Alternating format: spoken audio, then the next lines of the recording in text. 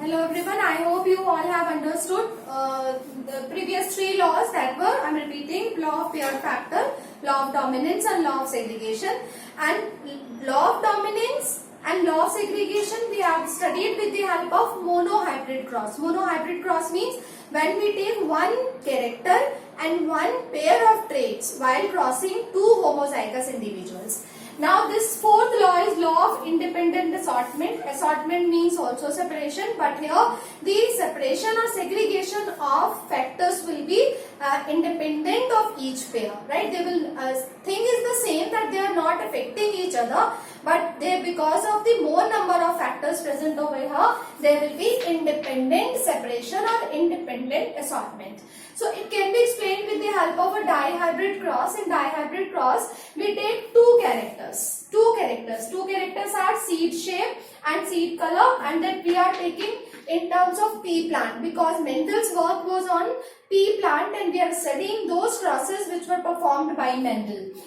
Seed shape is one character, seed color is another character. Now seed shape has two traits, round seeds or wrinkled seeds. If you remember, round seeds or wavy lining वाले जो seeds होते हैं, they are wrinkled seeds.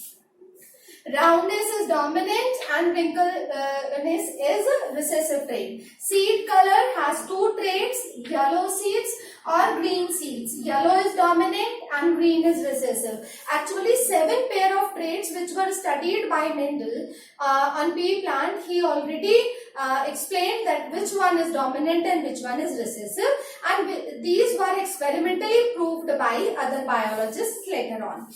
Now first step of cross is always phenotype. We write phenotype of both the parents in first step, and in second step we write genotype. Now what is genotype? That is the composition of factors. Here you will see that we have to write factors for two traits here. For round, because each trait is controlled by one pair of factors, we will write capital R for round shape, and for yellow color capital Y. Here we will write for wrinkled, you will take contrasting small letters small r for wrinkled shape, and for green you will take small y.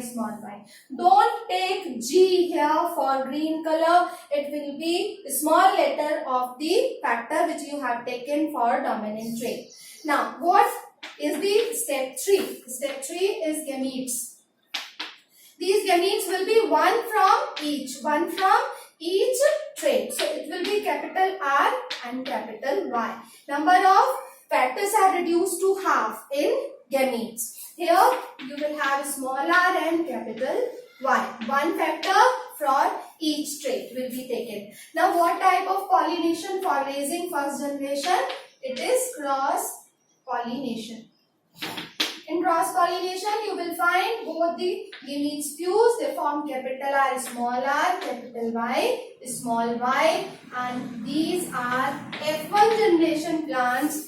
100% plants of F1 generation will have round yellow seeds, and these plants are hybrid plants. All of them are hybrid because they have 4 different factors now, capital R, capital Y, small y. F1 generation, hybrid, heterozygous, and 100% round yellow seeds. That means round yellow seeds, these two traits are dominant traits and these two are recessive traits. Now for understanding independent assortment, we have to raise second generation from these plants. For raising second generation, what will you do? Self-pollination in F1 generation plants. So how is that self-pollination performed?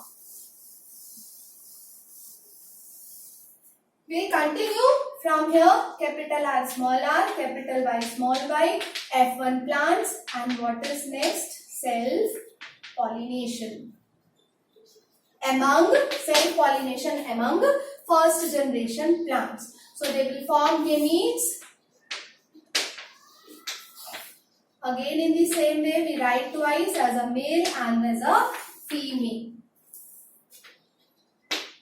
Now here it is slightly different how to make gametes for second generation because there are 4 factors.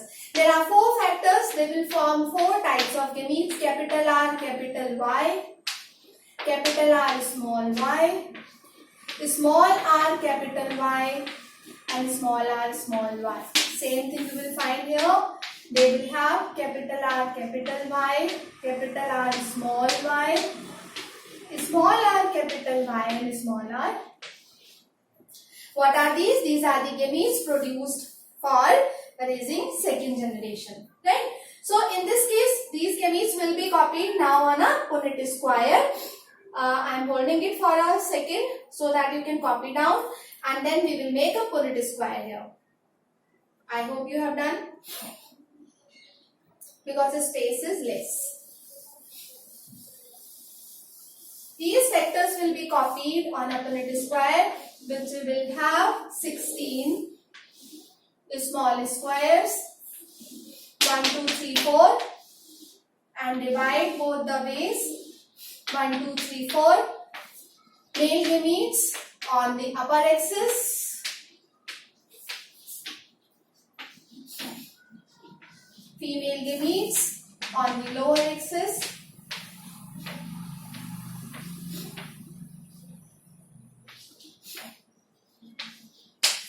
There is possibility of 16 possibilities of fusion of gametes between these. We will see one by one. First of all, you leave all these. Fusion between this and all these gametes. So it will be capital R, capital Y, capital Y. This one and this. Both capital, small y, capital R, small r, capital Y, capital R, small r, capital Y, small y. Right?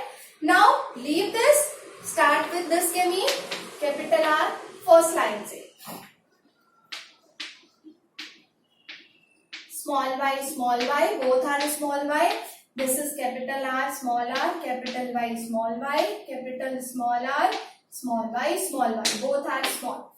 Here, third row we will complete with this, capital R, small r, capital Y, both are capital Y. This is capital R. Dominant factor will be written first. Small r, capital Y, small y.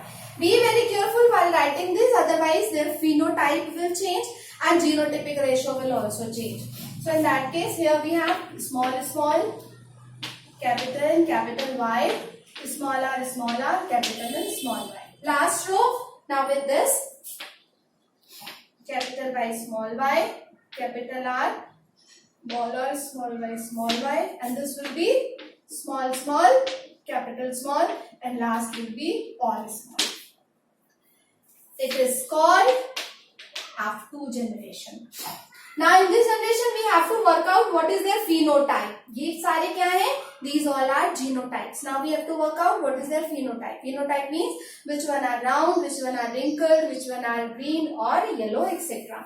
What is the key for that? If there is single capital R, it is going to be round. Why? It is going to be yellow. If there are two small r, that will be wrinkled. Two small y, that will be green. So we will follow this. Both capital, round yellow, both capital, round yellow, both capital, round yellow. First row, all are round yellow seeds. Both capital, round yellow, round, and two small y means G. I am writing G or green. Both capital, round yellow. This is round and two small, it is green. Round and green seeds. This will be round yellow. This will be also round yellow. And here we are going to have two small r means wrinkled. Wrinkled ko we will write W. Because here we are writing phenotype. W means wrinkled. And these two capital, that means it is wrinkled yellow.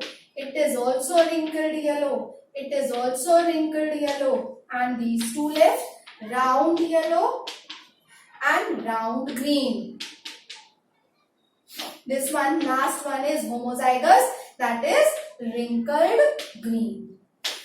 Only two homozygous obtained, that is first one and the last one, which we have taken as our parents, P1 and P2. Now count the number of plants. Round yellow, 1, 2, 3, 4, 5, 6, 7, 8, 9. Fine. So 1 is 9. And how many round green? 1, 2, 3 round green. Wrinkled yellow, 1, 2, 3 and wrinkled green 1. What is this ratio called?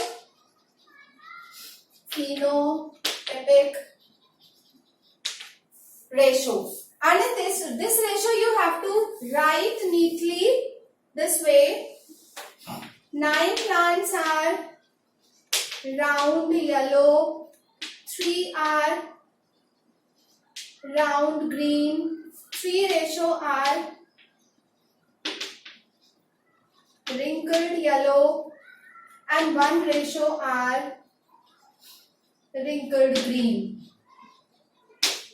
Right? So what are the parental types? The first 9 ratio that we obtained, it is parental 1 type, and 1 ratio we obtained, it is parental 2 type. And what are these two? These two are new combinations or recombinations, or we can say these are the variations produced during sexual reproduction. We always study that during sexual reproduction variations are produced. But how are those variations produced? We can see in this Punnett square. It is all about the possibility of fusion of various gametes with each other and they produce variants. So in second generation, round and green seeded plants are obtained. Wrinkled and yellow seeded plants are also obtained, which were not taken in first generation. Right? Now in the next video we will find out how to find the genotypic ratio of this cross.